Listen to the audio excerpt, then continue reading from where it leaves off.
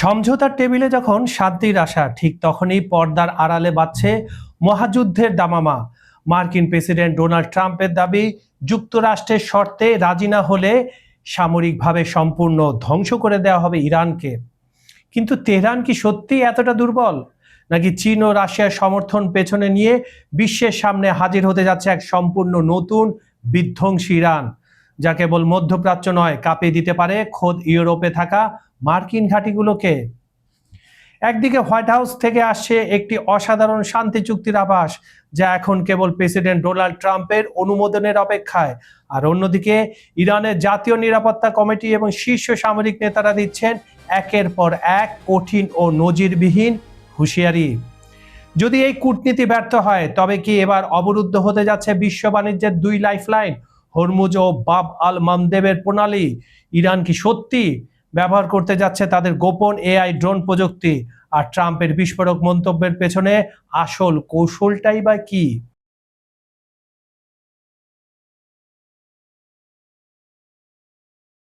যুদ্ধবিরতির আলোচনার টেবিলে যখন সমঝোতার আশা দেখা যাচ্ছে, ঠিক তখনই ইরানের পক্ষ থেকে আসছে একের পর এক কঠিন বার্তা। তবে কি যুদ্ধই অবধারিত? প্রশ্ন হচ্ছে, যদি আবারও যুদ্ধ শুরু হয়, তাহলে কি আগের মতোই লড়াই হবে, নাকি এবার বিশ্বের সামনে হাজির হবে এক নতুন পরাক্রমশীল শক্তিশালী ইরান? যুক্তরাষ্ট্র ও ইরানের মধ্যে সম্ভাব্য একটি চুক্তি নিয়ে আলোচনা এগোচ্ছে বলে খবর এসেছে। মার্কিন কর্মকর্তারা জানিয়েছেন, একটি প্রাথমিক সমঝোতা তৈরি হয়েছে এবং এখন সেটি প্রেসিডেন্ট ডোনাল্ড ট্রাম্পের অনুমোদনের অপেক্ষায়। কিন্তু আলোচনার এই অগ্রগতির মাঝেও যুদ্ধের ছায়া পুরোপুরি দূর হয়নি। বরং ইরানের শীর্ষ সামরিক ও রাজনৈতিক নেতারা বারবার ইঙ্গিত দিচ্ছেন, কূটনীতি ব্যর্থ হলে পরবর্তী সংঘাত হবে আরো বিস্তৃত এবং আরো ব্যয়বহুল। ইরানের সামরিক বাহিনী হুঁশিয়ারি দিয়েছে, নতুন যুদ্ধ শুরু হলে তার প্রভাব মধ্যপ্রাচ্যের সীমানা ছাড়িয়ে একেবারে পুরো মধ্যপ্রাচ্য থেকে শুরু করে ইউরোপ থেকে শুরু করে আমেরিকা পর্যন্ত ছড়িয়ে যাবে। তাদের ভাষায়, শত্রু এমন জায়গায় আঘাত পাবে যা তারা কল্পনাও করতে পারবে না। তাহলে আপনারা বুঝে নিন কতটা ভয়াবহ হবে সেটা। এই বক্তব্যকে অনেকে রাজনৈতিক বার্তা মনে করলেও নিরাপত্তা বিশ্লেষকরা বলছেন, ইরানের হাতে এখনো কিছু কৌশল রয়েছে যা বৈশ্বিক অর্থনীতি এবং আন্তর্জাতিক নিরাপত্তার উপর বড় প্রভাব ফেলতে পারে।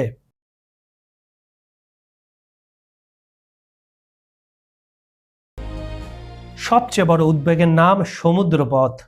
হরমুজ প্রণালীতে সংকটের সময় বিশ্ব দেখেছে কিভাবে জাহাজ চলাচল ব্যাহত হলে জ্বালানি বাজার কেঁপে ওঠে। কিন্তু বিশ্লেষকদের মতে এবার ইরান আরো বড় পদক্ষেপ নিতে পারে। তেহরান যদি ইয়েমেনের প্রক্সিবন্দীদের সক্রিয় করে, তাহলে বাব আল মানদেব প্রণালীও ঝুঁকির মুখে পড়তে পারে। এই জলপথটি ইউরোপ, এশিয়া এবং আরব বিশ্বের মধ্যে বাণিজ্যের অন্যতম প্রধান করিডোর। একই সময়ে হরমুজ ও বাব আল মানদেব, এই দুটি গুরুত্বপূর্ণ সমুদ্র পথে যদি সংকট তৈরি হয়, তবে বিশ্বজুড়ে তেলের দাম ও পরিবহন ব্যয় এক লাফে আকাশচুম্বী হবে। ফলে নতুন করে চরম মুদ্রাস্ফীতি চাপে পড়বে বৈশ্বিক অর্থনীতি।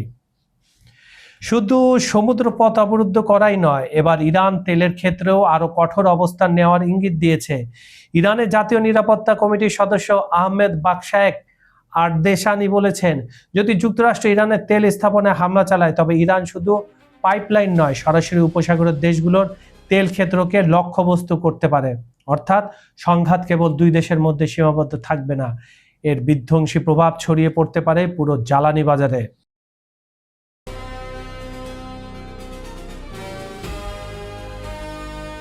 আরেকটি গুরুত্বপূর্ণ বিষয় হলো আঞ্চলিক অবকাঠামো। গত সংঘাতগুলোতে ইরান ক্ষেপণাস্ত্র দিয়ে বিভিন্ন সামরিক ও বেসামরিক স্থাপনায় হামলা চালালেও, এখানে বেসামরিক ওই অর্থে বলা হয়েছে যেখানে মার্কিন এবং ইসরায়েলি গোয়েন্দা সংস্থার লোকজন লুকিয়েছিল, কিছু গুরুত্বপূর্ণ অবকাঠামোকে স্পর্শ করেনি। কিন্তু নতুন সংঘাতে সেই সীমাবদ্ধতা ইরান আর দেখাবে কিনা তা নিয়ে বড় প্রশ্ন তৈরি হয়েছে। একই সঙ্গে এবার আলোচনায় এসেছে ইউরোপও। ইরানের সামরিক বাহিনীর ঘনিষ্ঠ কিছু মাধ্যমে সম্প্রতি ইউরোপের বিভিন্ন সামরিক স্থাপনার স্যাটেলাইট ছবি প্রকাশ করা হয়েছে। বিশ্লেষকদের ধারণা, ইরান যদি সংঘাতকে আরো বিস্তৃত করার সিদ্ধান্ত নেয়, তবে ব্রিটেন বা জার্মানিতে অবস্থিত যুক্তরাষ্ট্র সম্পর্কিত সামরিক ঘাঁটিগুলো সম্ভাব্য লক্ষ্যবস্তু হতে পারে, কারণ ইরানের কাছে ICBM ক্ষেপণাস্ত্র রয়েছে। যদিও বিশেষজ্ঞরা বলছেন এটি হবে চরম পর্যায়ের উত্তেজনার পরিস্থিতি, তবু এই সম্ভাবনাকে পুরোপুরি উড়িয়ে দেওয়া যাচ্ছে না।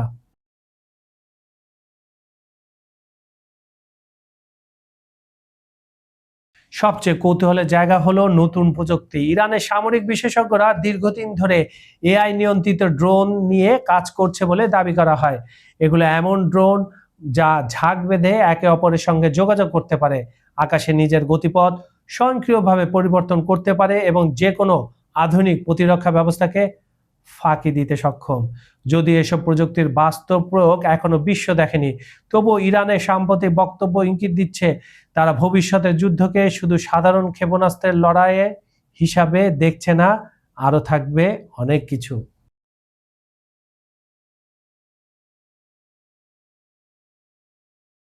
ইরাক ও ইরানের মতো মধ্যপ্রাচ্যের দেশগুলো